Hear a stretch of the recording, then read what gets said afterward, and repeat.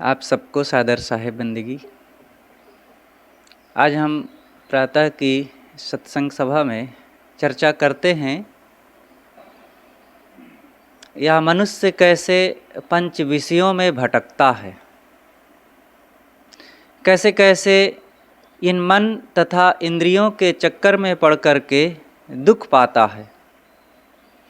ये मन हमारा और इंद्रियां हमारे साथ हैं, जीवन भर हमारे साथ रहती हैं और इनसे जीवन भर काम लिया जाता है, लेकिन हम जान कैसे नहीं पाते इनको। और इन्हीं का अगर सदुपयोग कर लिया जाए, संभाल लिया जाए तो कैसे इससे व्यक्ति सुखी हो सकता है। इन तमाम विषयों पर आइए कुछ चर्चा करते हैं। सद्गुरु कहते हैं, शब्द श्रवण सुनि मुदित होए, रूप देखते ही लीन, गंध घ्राण आसक्ति मन, स्वाद रसन में छीन। शब्द को सुन करके मनुष्य प्रसन्न होता है, रूप देखते ही लीन, आकर्षक मन भावन इच्छित रूप जब देखता है तो मन आसक्त होता है उधर। और नाक से गंध, जब सुगंधित सेंट फूल या किसी भी चीज़ की सुवास आती है तो बड़ा उधर मन आकर्षित होता है। खाने के लिए जैसे मन चाहता है, स्वादिली चीज़, चटपटी चीज़, मीठी चीज़ मिल गई तो मन उधर खींचता है। कहने का मतलब कि ये पांचों विषय जब इंद्रियों के सामने आते हैं तब मन खींचता है उधर, उसकी याद कर कर के खींचता है। लेकिन जीव को क्या मिलता है? आँख ने रूप को देखा और मन ललचाया उधर, और ललचा करके जीव को क्या मिला? दुख मिला, चंचलता मिली, अशांति मिली। और रूप तो अपने पास टिका नहीं। रूप जो दृश्य है वो बाहर का है, विजाती है, दूर है। कोई भी चीज़ हो, कोई भी रूप हो, नदी पर्वत समुद्र झरने नर नारी पशु पक्षी, किसी भी चीज़ को देख करके मन ललचाता है। और उन रूपों से अपना क्या संबंध है? पहाड़ देख लिए, समुद्र देख लिए तो उसमें हम आकर्षित हो गए, तो उससे मेरा क्या लाभ हुआ? अच्छा, मेरा लाभ नहीं हुआ तो हमने पहाड़ को देख लिया तो पहाड़ का लाभ हो गया, किसी का तो लाभ नहीं हुआ। कहो लाभ भय काह। ये मन बार बार उधर खींच करके अपनी स्वावस्था को समाप्त करता है। बस लाभ तो कुछ नहीं, हानि यही होती है। और जितना जितना ये खींचता जाता है उतना उतना चंचलता बढ़ती जाती है। और यही अगर बराबर चलता रहा तो हम तो पतित होते जाते हैं, आत्म अस्तित्व को नष्ट करते जाते हैं। इसलिए इन पंच विषयों को समझे और इससे अपने को अलग समझ करके अपने मन को इन सब से हटाने का प्रयास करें। देखिए, जब तक जीवन है तब तक ये दृश्य रहेंगे, आँख के सामने रूप दिखेगा ही। संसार है, संसार में रहना है, अपने पास आँख है, आँख की ज़रूरत है, क्योंकि आँख से देख करके चलना फिरना करना, धरना बोलना बतियाना, जीवन का व्यवहार करना है, तो आँख का उपयोग करना पड़ेगा, आँख की ज़रूरत है। लेकिन इस ज़रूरत में और इस व्यवहार में जो हम बीच में आसक्ति बना लेते हैं, यही दुख का कारण बन जाता है। इन समस्त विषयों में जितनी जितनी आसक्ति बढ़ती है, दुख मिलता है। जीव को कुछ मिलता नहीं दुख के अलावा। इसीलिए कहा गया है, दुख में सर्वम विवेकिनः। विवेकी के लिए सब कुछ दुख रूप ही है। क्योंकि संसार से कुछ मिलना जुलना है नहीं, कुछ लेना देना है नहीं, केवल आसक्ति और तृष्णा बढ़ा करके चित्त को चंचल किया जाता है और स्वरूप से दूर व्यक्ति हो जाता है। अपने अस्तित्व से, अपने आप से, आत्मस्वस्थता से वो चंचलता की तरफ गिर पड़ता है। और चंचलता कभी भी जीव के लिए शांति नहीं देती है, क्योंकि जो मेरा अपना स्वरूप है शांत स्वरूप है, आनंद स्वरूप है, और वही हमारी छिन जाती है, वही हमारी लुट जाती है इन विषयों में। आगे साहब कहते हैं, त्वचा परस कोमल विधि बंधन मूल है खास, साधक चारों ताहि के पंच विषय सुख आस। त्वचा से अभी 4 विषयों को ऊपर गिनाया गया, अब आगे एक विषय को विशेष रूप से गिनाते हैं यहाँ साहब। त्वचा परस कोमल विधि, त्वचा चमड़ी, चमड़ी से स्पर्श होता है और कोमलता मानकर, प्रियता मानकर, सुख मान करके त्वचा से स्पर्श की इच्छा जगती है, ये भावना जगती है। और यही बंधनों का मूल कारण है। सारे बंधनों में महाबंधन, प्रबल बंधन यही है, स्पर्श। त्वचा ऐसी एक इंद्री है कि पूरे शरीर में व्याप्त है और इससे क्षण क्षण सुख दुख की अनुभूति होती रहती है। और विशेष जो जनन इंद्रिय है, ये तो प्रबल भावधारा है। इसलिए त्वचा का नियंत्रण बहुत आवश्यक है। ये चारों विषय इस स्पर्श विषय के साधक हैं, जो ऊपर के शब्द रूप रस गंध, ये 4 विषय हैं। और ये चारों विषय स्पर्श विषय के साधक बन जाते हैं। अगर विवेक नहीं है, व्यवहार में सावधानी नहीं है, मन पर नियंत्रण नहीं है, तो ये 4 विषय तो जो हैं सो ही हैं दुख देने वाले। और ये त्वचा की इच्छा को प्रबल करके, ये स्पर्श की भावना को बढ़ाकर इसके लिए सहयोगी बन जाते हैं ये सभी। नाक से सूंघे, अब उस सूंघने के बाद उस चीज़ को छूने का मन होता है, कहाँ से गंध आ रही है।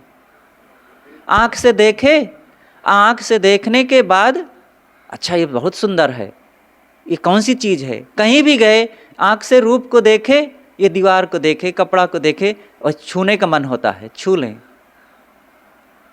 और जीभ से रस आया, कौन सा स्वाद है, जरा लाओ तो देखें, और फिर छूने का मन होता है।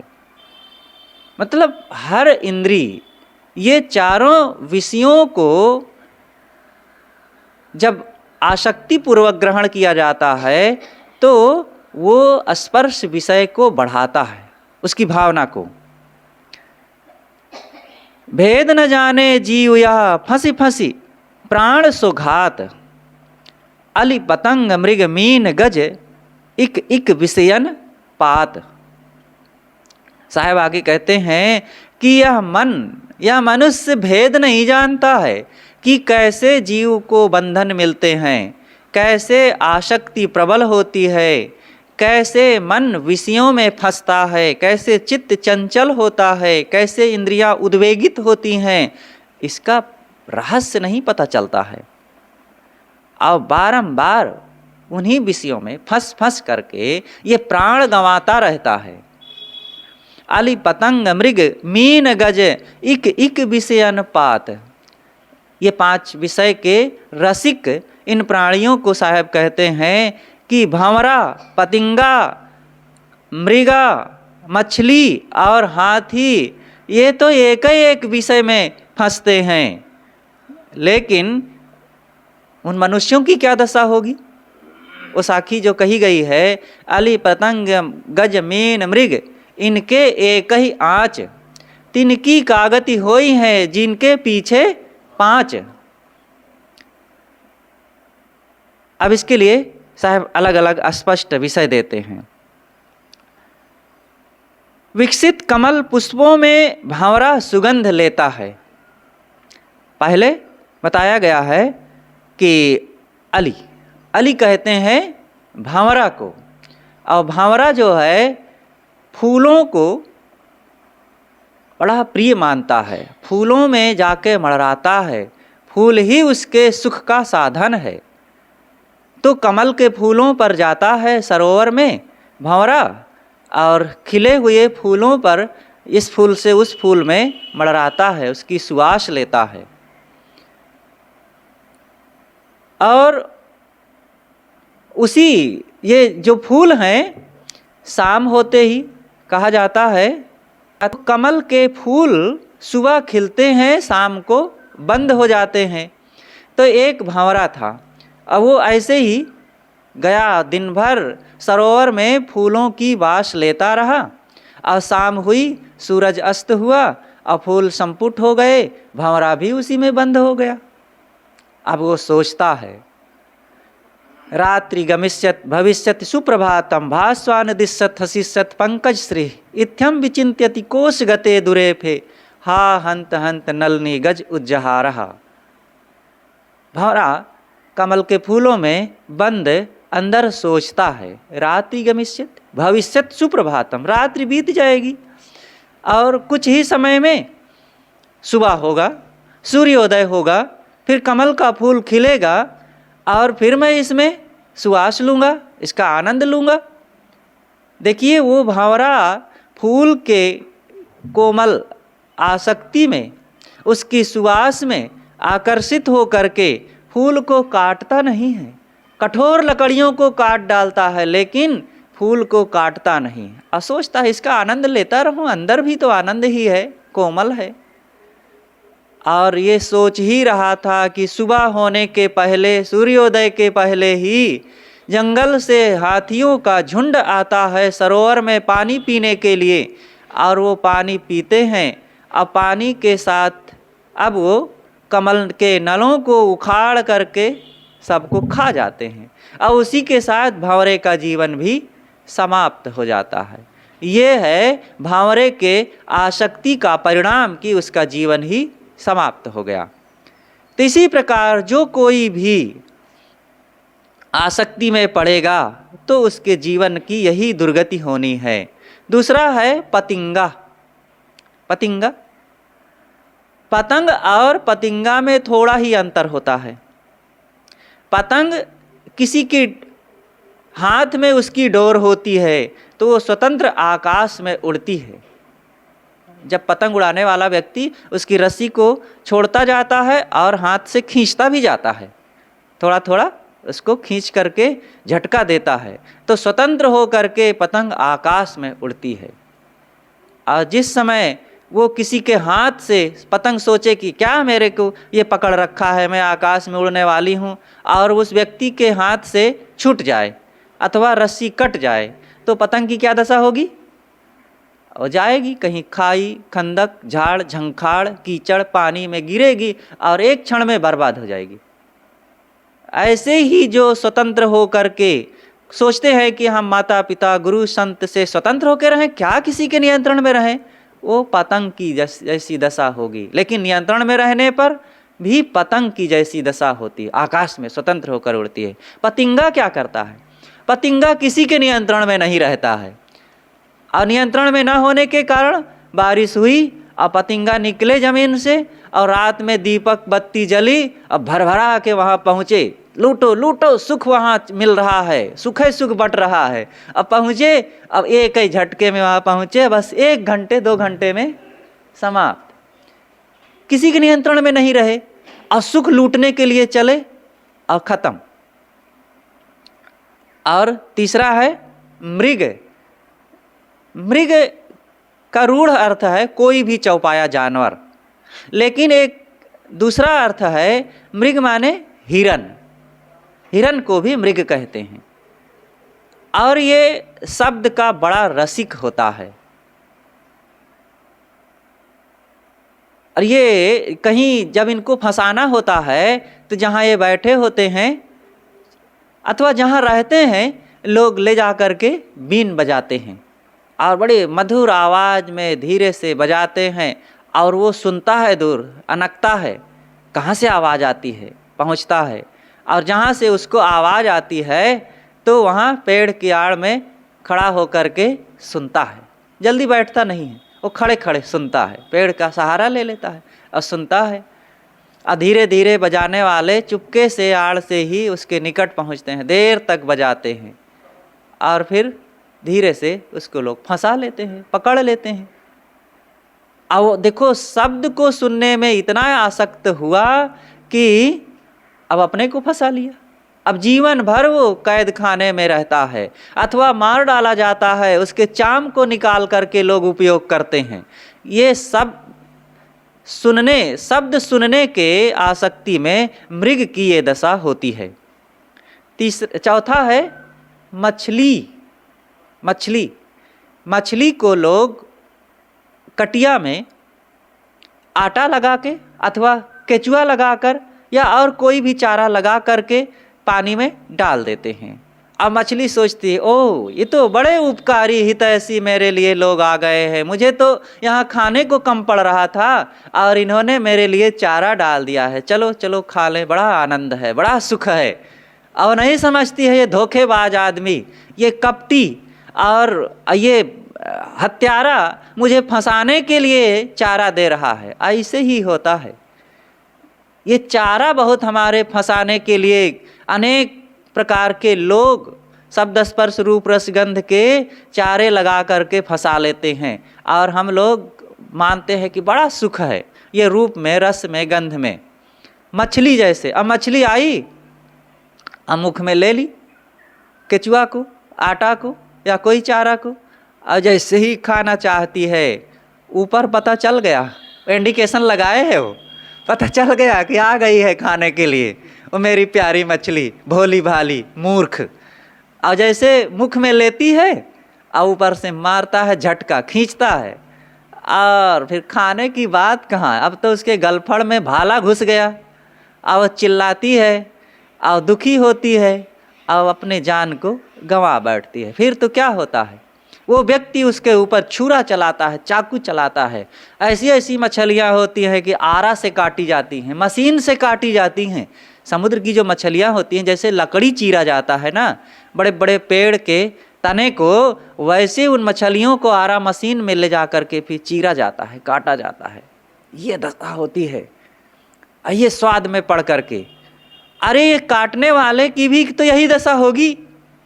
लेकिन ये रस में पड़ करके, स्वाद में पड़ करके, जैसे मछली फंस गई काटी जा रही है तो वही स्वाद में तो इंसान भी तो पड़ा है, उसकी कौन दशा होगी।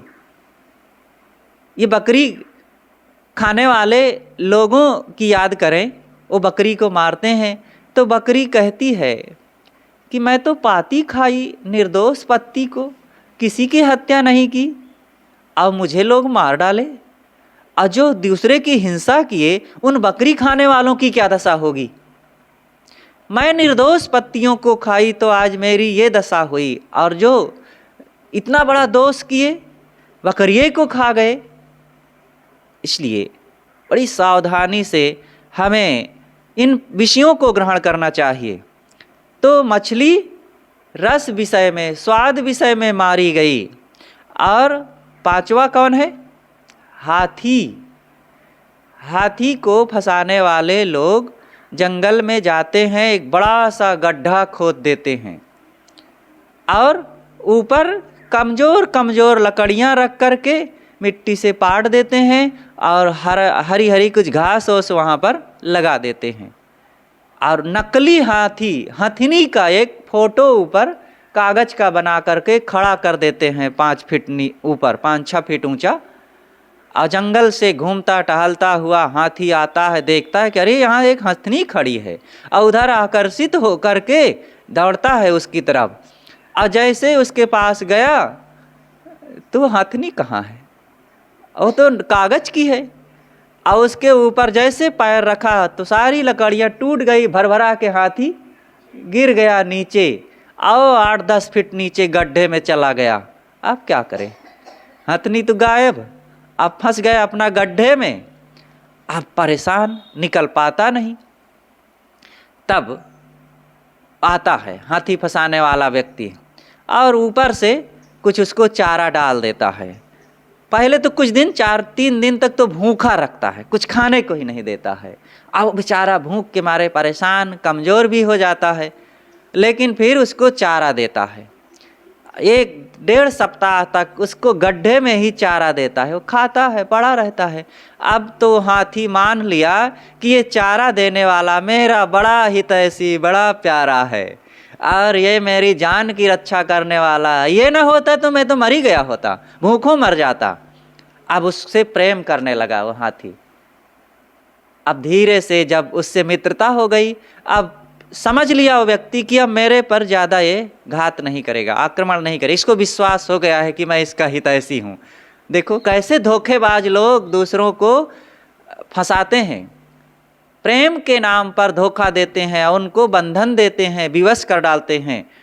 अब वही व्यक्ति ढालदार गड्ढा खोद करके और हाथी को जंजीर में बांध करके अब ले जाता है अपने घर। अब वो मानता है कि हाँ, अब ये तो मुझे गड्ढे में चारा दे रहा था, अपने घर भी ले जाएगा तो चारा ही तो देगा, आनंद ही तो देगा। अब वहाँ अंकुश से संकेत दे देकर मार मार करके और उसके साथ फिर बहुत बहुत काम करवाता है।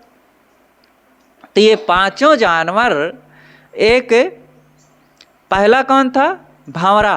भंवरा गंध में और पतिंगा रूप में, मृग शब्द में, मछली स्वाद में और हाथी स्पर्श में आसक्त हो करके जैसे मारे गए, फंसा लिए गए, परतंत्र कर लिए गए, दुख भोगे। ये तो एक एक विषय में मतवाले हुए, उनकी इन सबकी ये दशा हुई। और हम लोगों की क्या दशा होगी? हम लोगों की तो 5 विषय साथ साथ है। मनुष्य के पास शब्द भी है, रूप भी है, रस भी है, गंध भी है और 5 उतने ही प्रबल हैं। जब देखो ये मनुष्य रूप की तरफ आसक्त होता है तो लगता है रूप है, रूप मेरी जिंदगी है, रूप के बिना मैं कैसे जी पाऊंगा। और जिस समय गंध की तरफ मतवाला हुआ तो लगता है गंध के बिना कैसे चैन पड़ेगी। एक व्यक्ति थे, वो रात में सूंघनी लेकर सूंघते थे, बिस्तर पर सेंट छिड़कते थे, कपड़े में सेंट का फवारा लगाते थे। तब कहें बिना फवारा लगाए सेंट का मुझे नींद ही नहीं पड़ती। अगर ना मिले सेंट कभी ना तो तंबाकू लेकिन नाक में ठूंसते थे तब कहें मुझे नींद आती है। तो अब देखो ये गंध के लिए और रस के लिए कितने लोग हैं, पत्नी को, घर वालों को मार देते हैं, लड़ जाते हैं, खाना छोड़ देते हैं, घर छोड़ के चले जाते हैं। ऐसे मिठाई नहीं बनाई, ऐसे सब्जी नहीं बनाई, ऐसे मुरब्बा नहीं, ऐसे अचार चटनी नहीं। तो अब उनको ऐसे चीज़ ना मिले और आगे घी पाछे न दही, कौन हाल भोजन के कही। अब घी नहीं मिला, दूध नहीं मिला, दही नहीं मिला, अचार नहीं मिला, क्या खाए। एक पंडित जी आए गुरुजी के पास, कहें गुरुजी ने कहा पंडित जी भोजन हो गया?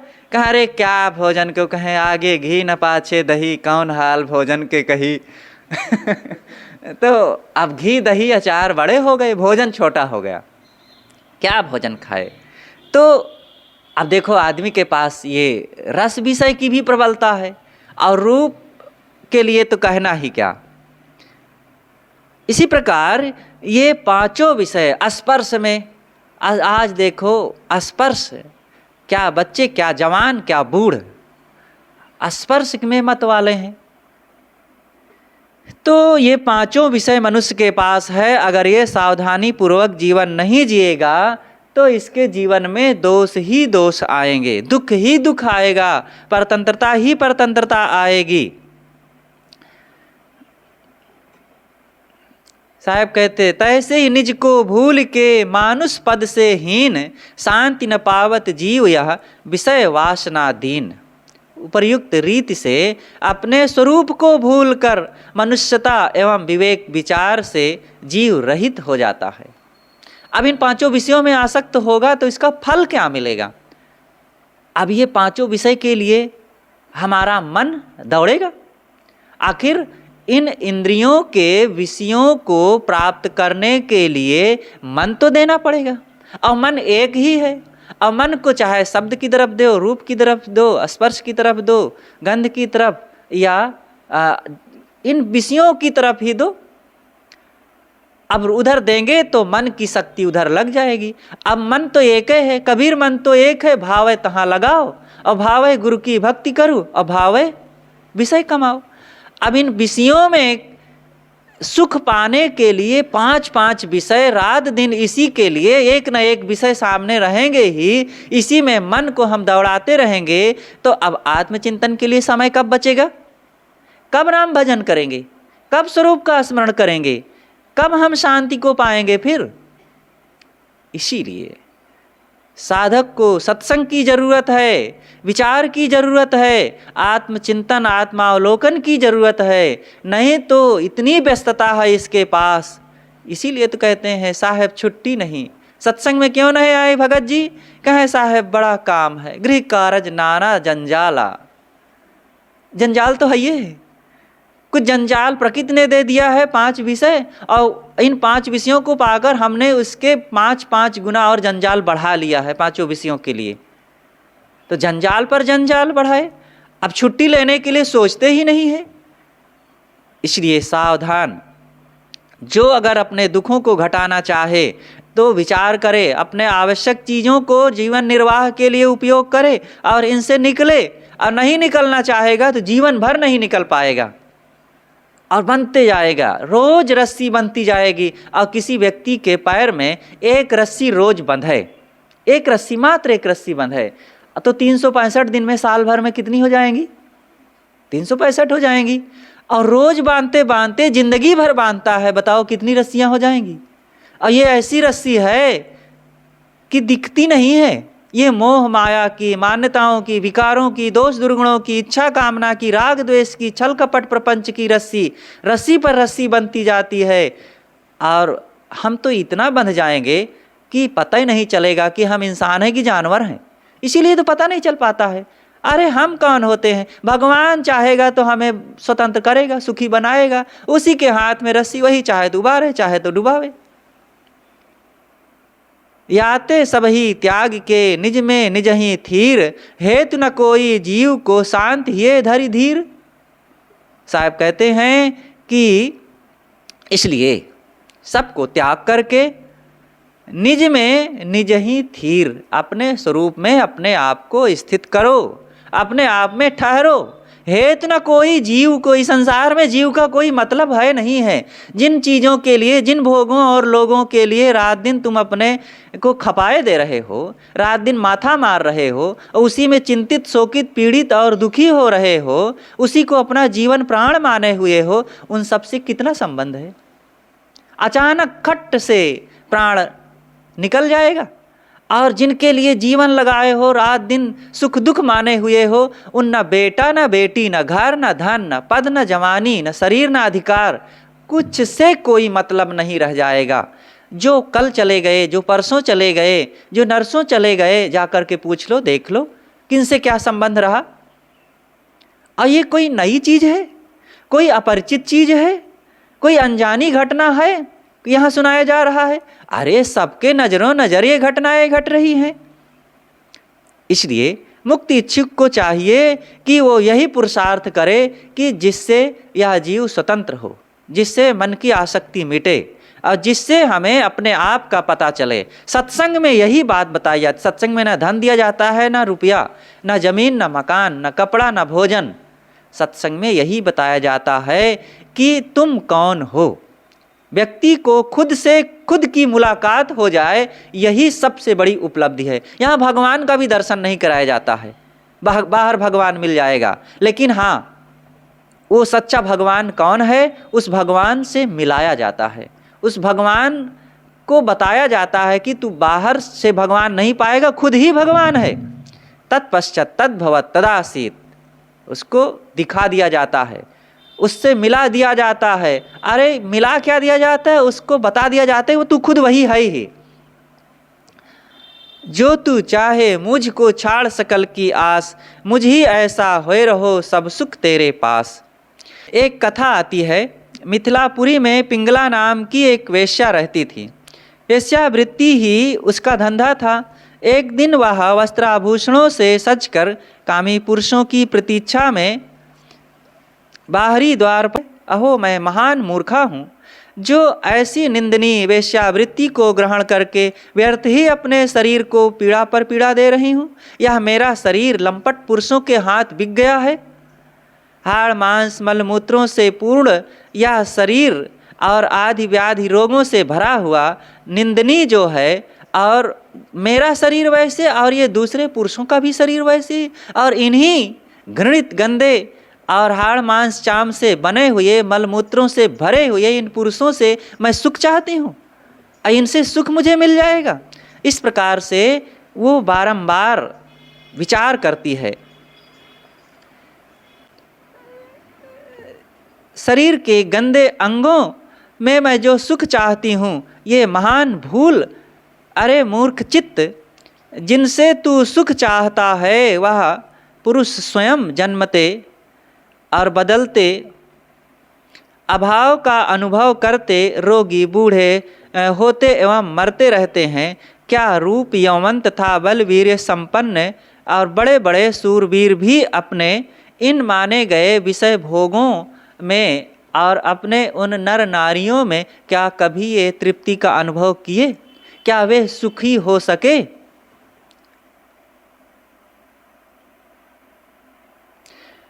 जब ये स्वयं काल के कवल बने तड़प रहे हैं, तब अन्य को भला क्या सुख दे सकते हैं? आज जो यह निर्वेद मुझे प्राप्त हुआ है, बड़े सौभाग्य से। निर्वेद का मतलब दुख समझ में आना। इन विषयों में, पंच विषयों में, भोगों में दुख है, इस बात को समझ पाना बड़ा कठिन है। तो वो वेश्या, जो पिंगला नाम की वेश्या है, वो विचार करती है कि बड़े सौभाग्य से आज तो मेरे मन में ये विचार आया हुआ है और इनसे मैं सुख पाना चाहती हूँ। इन भोगों में, इन प्राणी पदार्थों में भला ये कैसे मैं अपने आप को इनमें तृप्त कर पाऊँगा, तृप्त सुखी हो पाऊँगा। तो यह निर्वेद का मतलब ही होता है भोगों में दुख देखना, क्योंकि बिना प्रतिकूल परिस्थिति उत्पन्न हुए दुख नहीं होता है, और बिना दुख उत्पन्न हुए वैराग्य नहीं होता, तथा बिना वैराग्य रूपी तीव्र शस्त्र प्राप्त हुए यह धन भोग घर कुटुंब और जीवन की दुराशा रूपी दृढ़ मूल वृक्ष जड़ से नष्ट नहीं होगा। सर्व कामना मिटाकर परम शांति देने वाला अपने हृदय में ही विराजमान जो अपना अविनाशी चेतन स्वरूप है, उसकी ओर तो मैंने कभी ध्यान ही नहीं दिया, और इन हाड़ मांस मलमूत्र से अपवित्र दुख रूप पुतले इन पुरुषों का सदैव जाप करती रही, जो मेरी एक भी इच्छा पूरी नहीं कर सकते। इनमें सुख मिलेगा। एक स्त्री ऐसा सोचती है वो पुरुषों के लिए, और उसके मन में वैराग जगा। और ऐसे ही एक पुरुष स्त्री के लिए सोचे। ये स्त्री सोचती है कि पुरुषों के शरीर में क्या रखा है, मैं उधर जो ललचा रही हूँ और उसकी ओर आकर्षित हो रही हूँ, उसके हाव भाव चटक मटक और उसके रूप रंग में जो मैं ललचाई हुई हूँ, तो दुख मिल रहा है। तो उस दुख से बचने के लिए वो विचार करती है कि इनमें क्या सुख है। ये स्वयं हड्डी मांस चाम मलमूत्र थूक खखार और क्या क्या गंदे तत्वों से बना इसका शरीर, इसमें कौन सी सुख नाम की चीज़ है। तो एक स्त्री ऐसी सोचे तो क्या स्त्री के शरीर में बड़ा सुख भरा हुआ है और कोई स्वर्ग की खानी है क्या? हो पुरुष भी सोचे कि स्त्री के भी शरीर में तो वही है, हाड़ मांस चाम थूक खखार पसीना मलमूत्र और बाल चाम, यही तो है उसके भी शरीर में।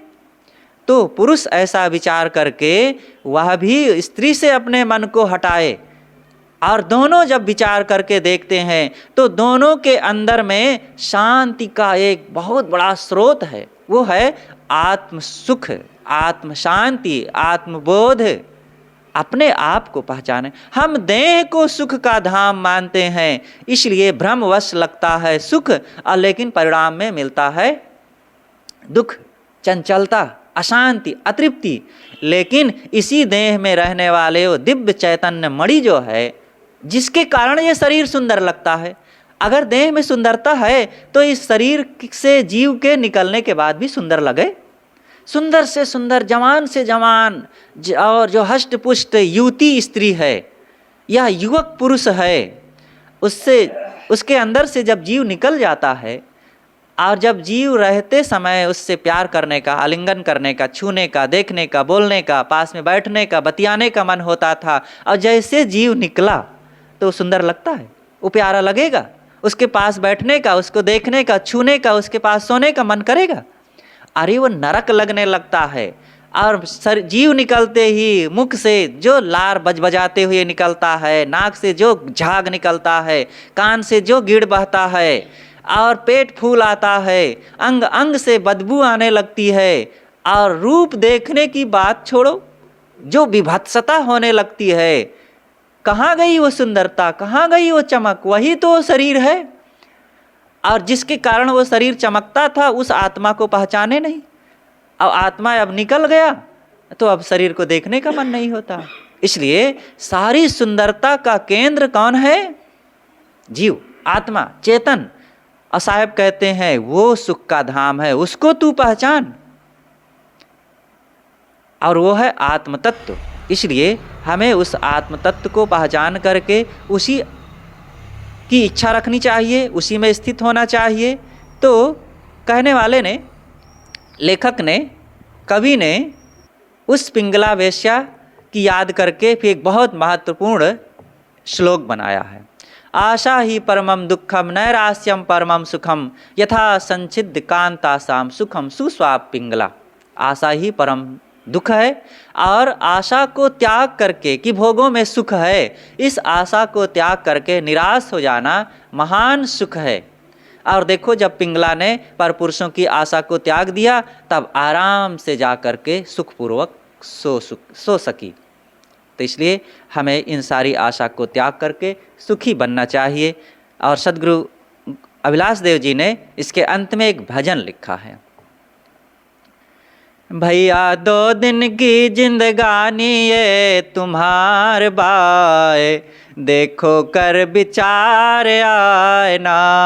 भैया 2 दिन की जिंदगानी ये तुम्हार बाय, देखो कर विचार आए ना। जग में बड़े बड़े अभिमानी जैसे गले बतासा पानी, जग में बड़े बड़े अभिमानी जैसे गले बतासा पानी। रावण कंस बलि दुर्योधन बेसुमार बाय, देखो कर विचार आए ना। भैया 2 दिन की जिंदगानी ये तुम्हार बाय, देखो कर विचार आए ना। तू मत भूले देख जवानी इसकी 2 दिन की जिंदगानी। तू मत भूले देख जवानी इसकी 2 दिन की मेहमानी। फिर तो आए बुढ़ापा कर दे वैला 4 बाय, देखो कर विचार आए ना। भैया 2 दिन की जिंदगानी ये तुम्हार बाय, देखो कर विचार आए ना। उत्तम मानव तन को पाया तिसको विषयन भोग सिराया। उत्तम मानव तन को पाया तिसको विषयन भोग सिराया। सुख को मूल भजन बिसराया मन गंवार बाय, देखो कर विचार आए ना। भैया 2 दिन की जिंदगानी ये तुम्हार बाय, देखो कर विचार आए ना। तज दे विषय तज दे विषय विलास विकारी, कर ले भजन भक्ति सुखकारी। तज दे विषय विलास विकारी, कर ले भजन भक्ति सुखकारी। श्वासा गए फेर ना, श्वासा गए फेर ना, आवे क्या अख्तियार बाय। देखो कर विचार आए ना, भैया 2 दिन की जिंदगानी ये तुम्हार बाय। देखो कर विचार आए ना, झूठी तन की आशा धरना, होगा क्षण पल में ही मरना। झूठी तन की आशा धरना, होगा क्षण पल में ही मरना। तू अभिलाष करे, तू अभिलाष करे, भव तरना गुरु आधार बाय। देखो कर विचार आए ना, भैया 2 दिन की जिंदगानी ये तुम्हार बाय। देखो कर विचार आए ना, भैया 2 दिन की जिंदगानी ये तुम्हार बाय। देखो कर विचार आए ना। बोलिए सद्गुरुदेव की जय।